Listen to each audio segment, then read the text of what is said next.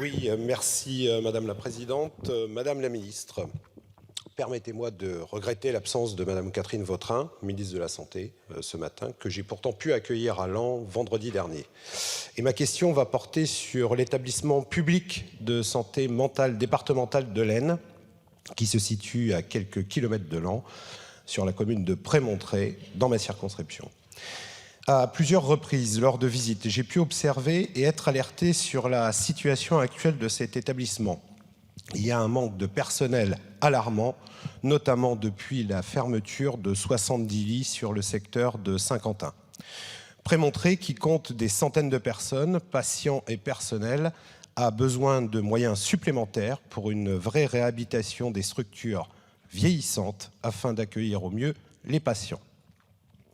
En effet, la dégradation des qualité de vie au travail pour les agents qui font pourtant le maximum, mais aussi la fuite des cadres de cet établissement sont les résultats de l'absence de vision d'avenir. Or, la politique d'austérité budgétaire subie depuis des années empêche de se projeter sereinement pour le futur. C'est sans compter également sur la dégradation de la structure administrative. Quand l'État va-t-il régler ces problèmes qui durent depuis des années dans cet établissement ? Et suite à la décision de fermeture de structures accueillant les enfants et adolescents pour 3 semaines l'été prochain, où seront-ils soignés durant cette période, sachant que nous accueillons des mineurs d'autres départements? Je vous remercie. Merci. La parole est à Madame la ministre déléguée chargée de l'enfance, de la jeunesse et des familles. Merci Madame la Présidente, Madame la députée, Messieurs les députés, Monsieur le député Dragon. L'établissement public de santé mentale de votre département est effectivement engagé dans un plan pluriannuel d'investissement qui est en réalité plutôt ambitieux. Et à ce titre, Monsieur le député, il bénéficie de financements importants de la part, entre autres, de l'ARS des Hauts-de-France. Juste au premier trimestre 2024, débutera par exemple un projet de réhabilitation du secteur de psychogériatrie intégralement financé par l'ARS. Monsieur le député, autant je partage avec vous l'urgence du soutien au milieu hospitalier et l'importance sur nos territoires, mais nous ne pouvons pas parler d'austérité budgétaire. Pas là.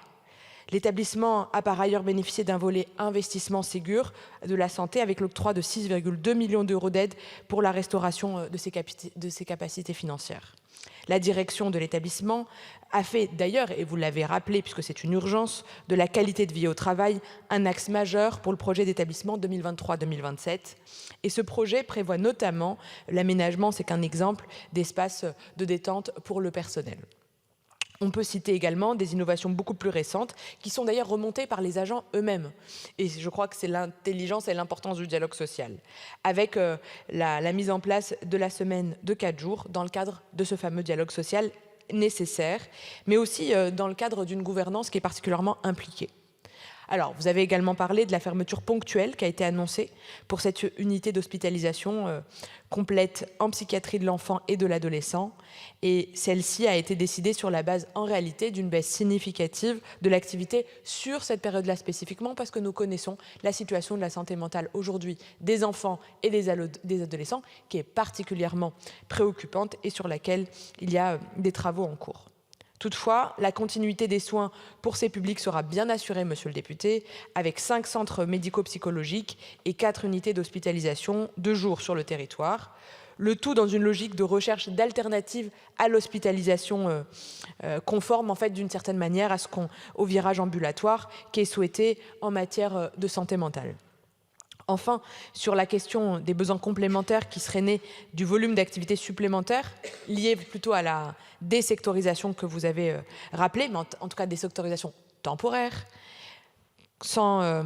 pour les patients sous mesure de soins à Saint-Quentin, l'ARS a demandé à l'établissement une analyse plus objectivée de cette activité. Les besoins en ressources humaines qui seront éventuellement identifiés dans ce cadre seront évidemment accompagnés financièrement.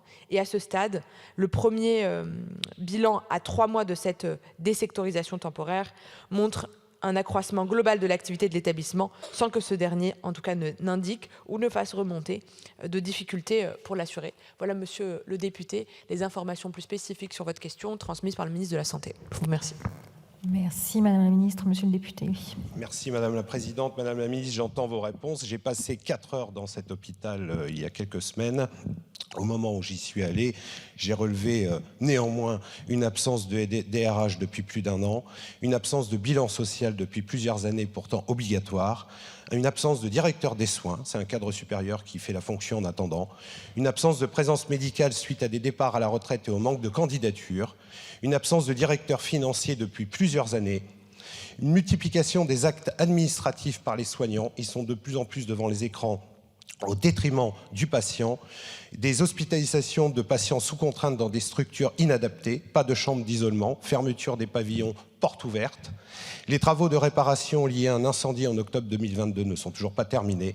Les caméras de surveillance des chambres d'isolement ont été retirées, amenant une augmentation des risques de passage à l'acte auto- et hétéro-agressif de la part des patients. Et enfin, les fichiers S ayant des troubles psychiatriques seront-ils hospitalisés dans ces établissements surchargés durant la période des Jeux Olympiques? Je vous remercie. Merci, monsieur le député. La parole est à monsieur le président Sébastien Chenu. Merci.